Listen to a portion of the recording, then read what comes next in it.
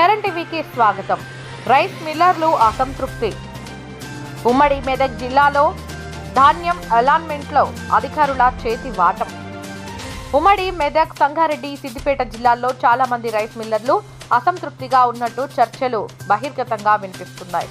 కొన్ని సొసైటీలలో అధికారుల చేతివాటం వల్ల రైస్ మిల్లర్లకు సుమారు 30,000 క్వింటాళ్ల ధాన్యం అలాట్మెంట్ అయితే సొసైటీలోని కొంతమంది తీరు వల్ల కేవలం 14,000, దానికంటే తక్కువ ఎక్కువ వరకే అలాట్మెంట్ ఇవ్వడం పట్ల రైస్ మిల్లర్లు నారాజుగా ఉన్నట్టు చర్చలు బహిర్గతంగా వినిపిస్తున్నాయి.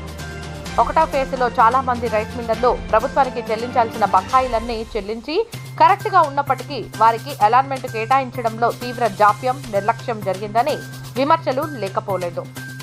వివాదాలు, ఎలిగేషన్ ఉన్న రైస్ మిల్లర్లకు మాత్రం ముడుపులు భారీగా తీసుకుని అలాట్మెంట్ కంటే ఎక్కువ ధాన్యం కేటాయించి అసలైన రైస్ మిల్లర్లకు అన్యాయం చేశారని విమర్శలు లేకపోలేదు. అలాట్మెంట్ కేటాయించాలంటూ ఎంతో మంది రైస్ మిల్లర్లు ప్రాధాయపడిన వారికి అలాట్మెంట్ కేటాయించడంలో నిర్లక్ష్యం జరిపారు అనేది విమర్శలు లేకపోలేదు. సొసైటీలోని కొంతమంది చేతివాటమే దీనికి ప్రధాన కారణమని విమర్శలు వినిపిస్తున్నాయి.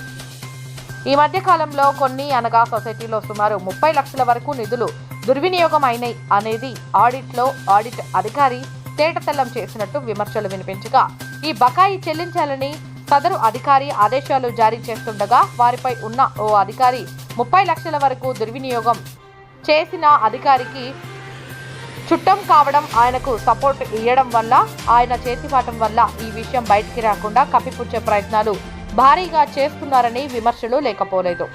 ఈ సందర్భంగా చైర్మన్ కు వివరణ కోరగా అలాంటిదేమీ జరగలేదని, ఇది కేవలం నిరాధారణ ఆరోపణ అని సమాధానం ఫోన్లో ఇచ్చారు.